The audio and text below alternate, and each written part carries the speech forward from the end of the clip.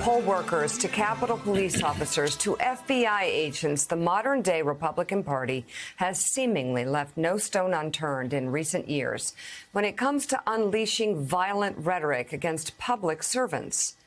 And now there's a new target of the party's attacks: IRS employees.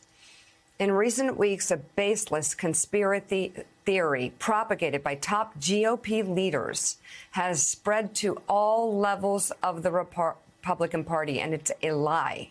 Responding to the new funding for the IRS and the recently passed Inflation Reduction Act, Republicans have united around a lie that 87,000 armed IRS agents will soon come breaking down the doors of middle-class Americans. In reality, most of the new funding will be put towards hiring desk workers to enforce tax laws against the highest-paying Americans. Against the richest Americans. But that hasn't stopped key Republican voices from spreading lies about a federalized militia.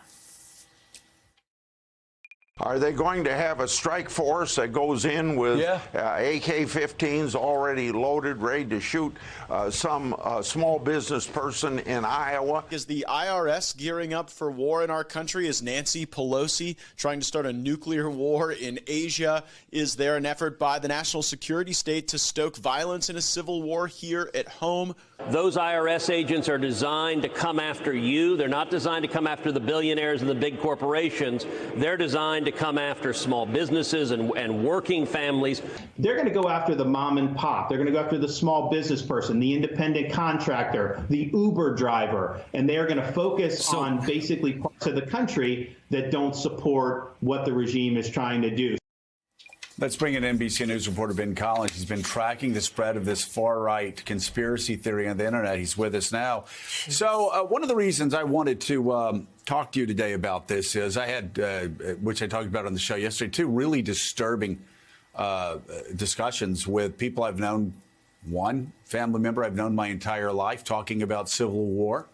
And another, a conservative thought leader in Washington, D.C., who's always been responsible, always been a small c conservative. We've agreed on most things. And he also was talking about civil war, talking about how the United States government was not sacrosanct and could be replaced. Civil war.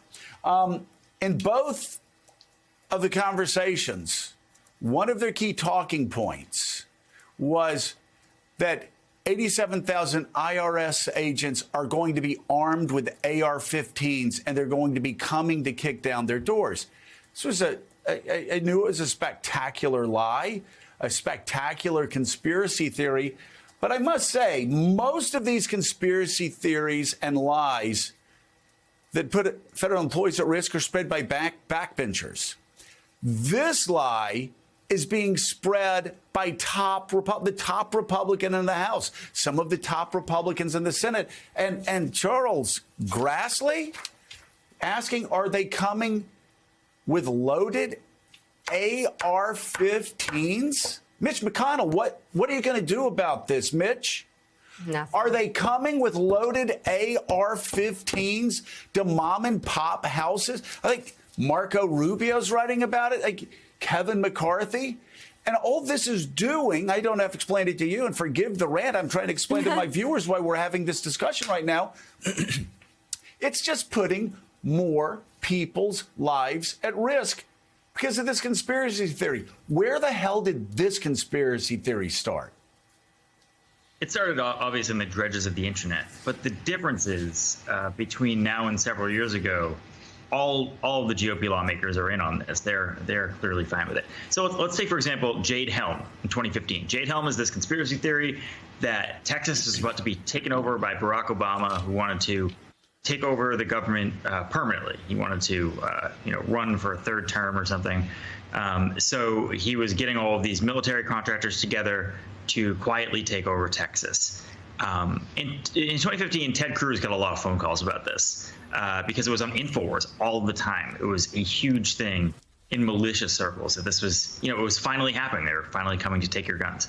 But Ted Cruz went and said, I called the Pentagon. There's really nothing going on here, guys. Don't worry about it. The difference is now Ted Cruz is trying to amp this up. Ted Cruz is trying to say the IRS is coming after you specifically. The IRS is part of a larger mob.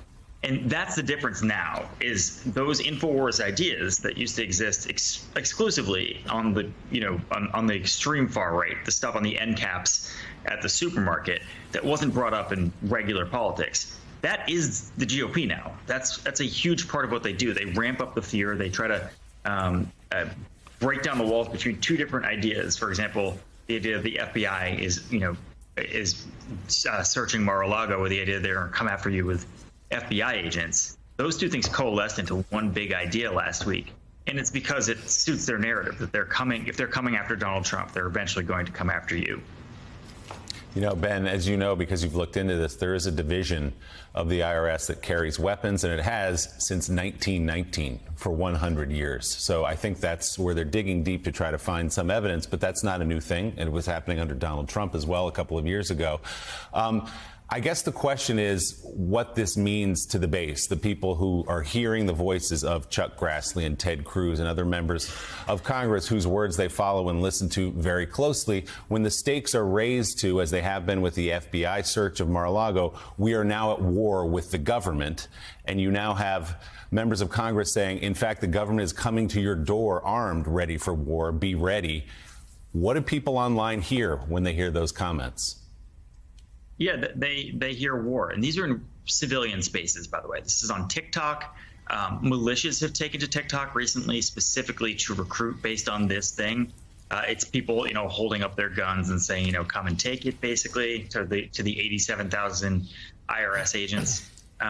It is very viral, and it's very visual, the way that they talk about people coming to their homes. It's also on LinkedIn, that sounds ridiculous, but in relatively professional settings where this sort of stuff was not allowed previously, it's taking over that part of the party. A large part of the GOP right now is absolutely convinced that there is some sort of fascist takeover of the United States, and they're getting convinced of this because, in a lot of ways, their basic ideas are losing.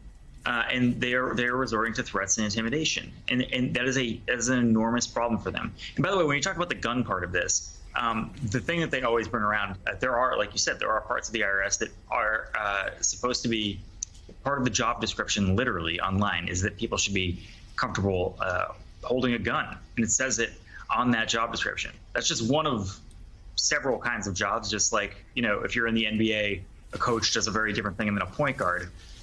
In this case, some people do have to hold guns at the IRS, and they found that one job description and said that's what's going to happen with all these 87,000 people, and they're going to come to your home. So it's the old Russian disinformation tactic of, find that grain of truth. You don't need to be a Russian disinformation agent to use that tactic anymore.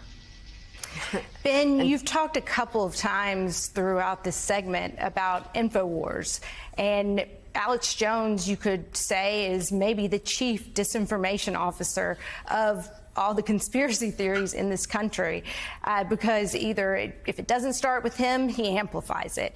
Can you give us an update on what's happening with the Sandy Hook parents and their case against Alex Jones in Connecticut? Yeah, yesterday there was a hearing to see if that leaked phone of Alex Jones's from a couple weeks ago, I remember that, if that broke some sort of law, the fact that his lawyers accidentally leaked that to another team of lawyers, because it had medical information of the people in the Connecticut case, a second case that is upcoming here, including psychiatric records of the Sandy Hook parents, which is pretty grim. That sort of thing should not be let out into the public, and that's why they are facing that's why they're facing sanctions in Connecticut for this. The actual hearing is upcoming. This could be another much more, I would say, onerous trial for Alex Jones, because this is in the backyard of the Sandy Hook parents. But I just want to caution you guys that he has made more money than ever in the last few weeks. He's had record sales selling those Doomsday and Prepper kits.